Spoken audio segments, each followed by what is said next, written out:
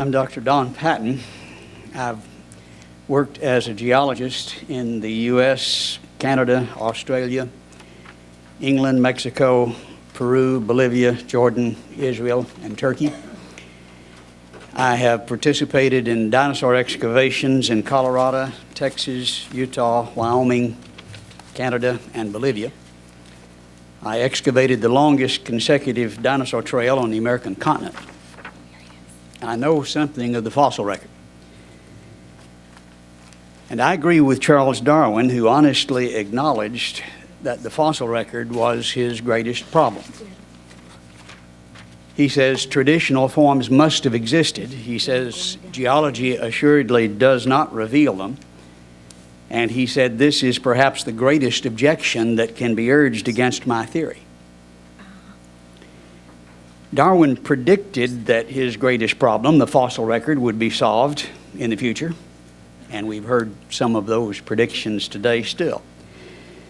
Predictions provide opportunities to test theories, but Darwin's predictions failed. I have seen this, and objective evolutionary scientists readily acknowledge this.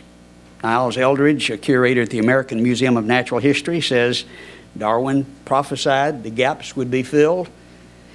It has become abundantly clear the fossil record will not confirm this part of Darwin's predictions, nor is the problem a miserably poor record. The fossil record simply shows that this prediction was wrong. Now, to people with great faith in evolution, that doesn't matter. But hiding these realities from our school children is inexcusable. Censorship has no place in science. Worse than that, we hear dedicated propagandists telling students there are transitional forms everywhere. And some evolutionists of great faith claim every fossil is a transitional form. Michael Ruse, one of our nation's leading philosophers of science, a devout evolutionist, acknowledges the fanatical promotion of evolution is religious. In the National Post, he says evolution is promulgated as an ideology, a secular religion, a full-fledged alternative to Christianity. He's not saying that's necessarily the case, teaching evolution, but he says we often see fervor that would rival a fundamentalist preacher. And we've seen that today. In the journal Science, he says, creationists do have a point. This popular evolutionism is often an alternative to religion, and it exists. And I agree with Dr. Ruse. When we hear fervent dogmatists insisting that their view has no weakness, or we shouldn't talk about it, we see religious fundamentalism, not good science. Our school children have a right to all the evidence in spite of the propagandistic demands of evolutionary religious fanatics. Please do not hinder that opportunity. Mr. Mercer.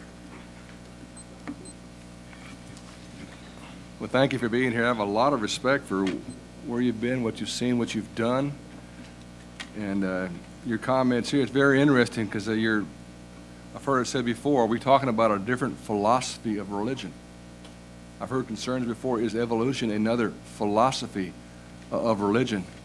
Humanistic naturalism has been defined by the Supreme Court as a religion. As a religion. And of course it was Michael Ruse, the philosopher of science.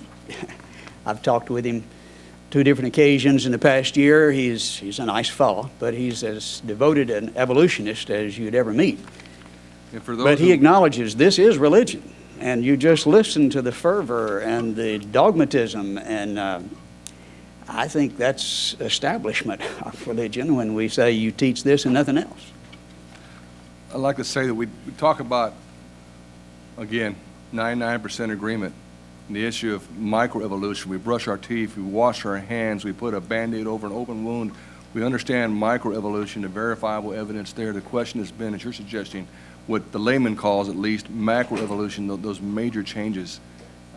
We're hearing three things. Number one, there's no discussion, it's all fact. Your comment on that? That's religious dogmatism.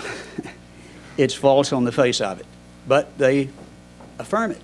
I believe, and it's a statement of faith. And we've heard today, we've heard last time, we've heard in November, we've heard in the papers that there's complete agreement among scientists. Is that true? Let me put it bluntly. That's a lie. I think a lie is too nice a word, but thank you. Okay. Ms. Lowe? Dr. Patton, you've heard possibly some discussion about our Earth and space science standards, and we have a standard that deals with fossils, and as the standard reads now, it refers to proposed transitional fossils. Would you deem that an accurate assessment of the transitional fossil record, or do you believe that it's unquestioned? I'm not sure I understand that. I'm asking about the word proposed transitional fossils. Does the science Well, community I think agree it's- about the transitional fossils, or is there still some disagreement, or are some not questioned? The word proposed is what I'm asking about. There's tremendous disagreement. You've got Niles Eldridge, you've got Stephen Stanley from Johns Hopkins, and of course Stephen Gould, the late Stephen Gould, saying, no, this is not so. And then you've got Dawkins saying, well, yes, there are all kinds of them. You can quote people on any side of that as to whether this is a transitional form. Archaeopteryx, well, Gould said, no, that's just an amalgamation. It's not a transitional form. And others say, well, yes, it's a perfect transitional form. I think students need to know what the alternatives are and look and see what the facts are, and they can decide. Is it weakening the science to refer to them as proposed transitional fossils? No, I think they need to know they're proposed. Thank you very They much. also need to know what the objections are. Thank you. Ms. Cargill? I just have a question.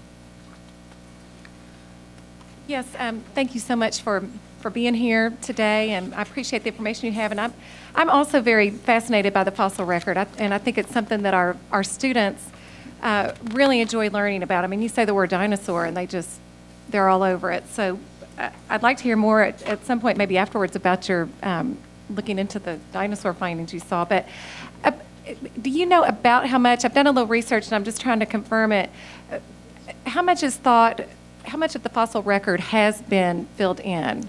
Do you have any data on that, or I can tell you what I found, and you could tell me? Well, in order it's to know correct how or not. much has been filled in, you have to know what was there to be filled in. Well, So okay. it's a matter of interpretation. You will find credible scientists, evolutionary scientists, who will say there are major gaps at every level where you're talking about classes or orders, anything significantly different. There's a gap, a dramatic gap. And others will say no, because if you got a fossil, this is transitional somewhere, and they have great faith that somewhere it fits in, and so they'll say no. Well, one of the figures I have found, one of the numbers, and I've seen this consistently in other places, was less than 1% of all species is what we have fossil evidence for, approximately. That's what scientists think. And whether that's true or not, we know it's a very small number that has been found out of the possibilities. And, what I have seen in some science books and in my readings is that, the reason the number is so small is because we just haven't found the others yet. Okay. The others haven't been discovered yet. And I'm wondering, where is the science on basing so much data or such a huge presumption of universal common ancestry and everything that science is telling us the fossil record says, when it is such a tiny piece of data that we literally have, less than 1%. That's the highest number I've found. I think it might be even less than that. Well, the problem is there are billions and billions of clams. Fossil records mainly clams, and more clams. Somebody said. Maybe we hadn't found all the clams yet, but what we have found shows a very definite order, and this is what Niles Eldridge was saying. The problem is not a miserably poor record.